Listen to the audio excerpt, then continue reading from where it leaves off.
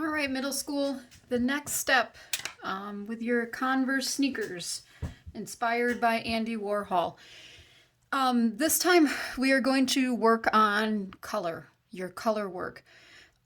You're going to pick 5 colors. Okay, pick out 5 of them that you want to do. Now, remember I talked to you and I told you that you're making 4 drawings, 2 of each sneaker. So you picked 2 sneakers, right? So what I want you to do is we're going to kind of go with the style of Andy Warhol when he did a lot of repetition of his work, like the Campbell soup cans and the screen printing of Marilyn Monroe. It was a lot of repetition of objects that were the same color. So this shoe right here, I'm going to use these 5 colors. I'm going to pick a different 5. I'm just going to grab out what I have left here. 4 and 5. I would do 5 colors with the other shoe that I choose.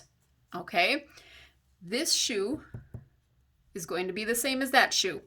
This shoe is going to be the same as the other one. The exact same pattern. Wherever you put the color down, you need to do that same thing in the next shoe. These 2 shoes are going to look identical, but this one is going to be placed down here. This one is going to be up here, and it's going to be over here. Keep that in your head. We can't just decide to throw different colors everywhere. That's really not the pop art style. Now, you're going to work on something called flat work. Flat work with colored pencil means that your color is very, very dense. It's opaque. I can't see the white of the paper through it. You're applying a really heavy, heavy pressure to get that color really saturated and bold. Pop art was all about bold, flat colors. So we are going to work with those same types of colors, same style to create that pop art effect. Okay? So you're going to choose your 5 colors, like I said before. I have my line work all done. I think I've got really good line quality. I've got some thicker lines and I've got some thinner lines in here. I'm going to take an eraser and just really carefully erase out any pencil. Oh, maybe, yeah. Try not to go over the ink too much because it will kind of smear in a little bit here and there. But if you trace this well, you really should not have very much graphite to erase out. Okay, so my 5 pencils, 5 different colors. I'm going to decide, kind of planning in my head, what I want to be whatever color. I'm thinking I'm going to do this and this, probably the same color. I think I'm going to have my background be the green, the light lime and like lime green. Yeah. Okay. I think we're ready to go with this. All right. So this is something I do with my 8th graders all the time. And when I tell them to do color work, especially like real flat, dense color work, you're going to plant your hand. Okay, you're not moving your hand. It's not like you're making this kind of a movement. We don't want any scribbles. You're planting your hand and you're going to be working in really, really tight little area. Notice how my hand, side of my hand is not moving. The drawing and the coloring is all coming just out of my fingers. Notice how intense that color is. You cannot see the white paper underneath. I'm going to burn through this colored pencil pretty quickly, but that's okay. I want this really, really bright, intense color. Notice I just pick up my hand, move it to a new spot. Drop my hand down, my side of my hand, and it does not move. Lock it down. Okay, now the object of this is to create this bold, flat color. I do not want to see any white whatsoever. You're really going to be pushing hard. And take it right up to that line.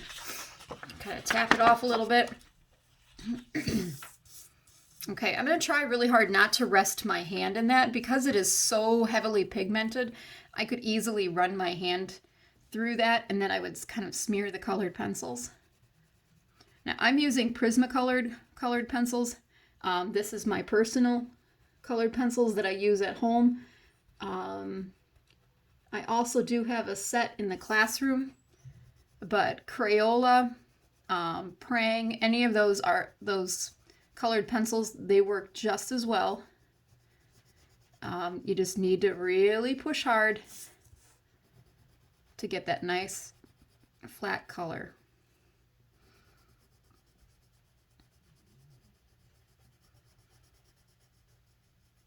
You're going to probably need to have a pencil sharpener on hand as well. And you notice too, guys, if I go over that black line, it really doesn't disappear. If I did have Sharpie down there, it would probably cover it.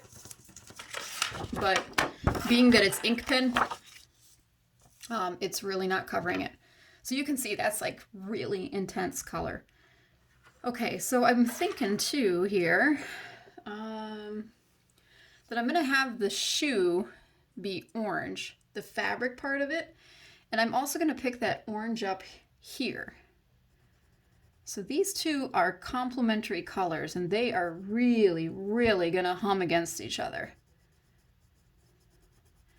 I also have complementary colors here as well. Green and red are complementary. They work really, really well together. And they're very intense.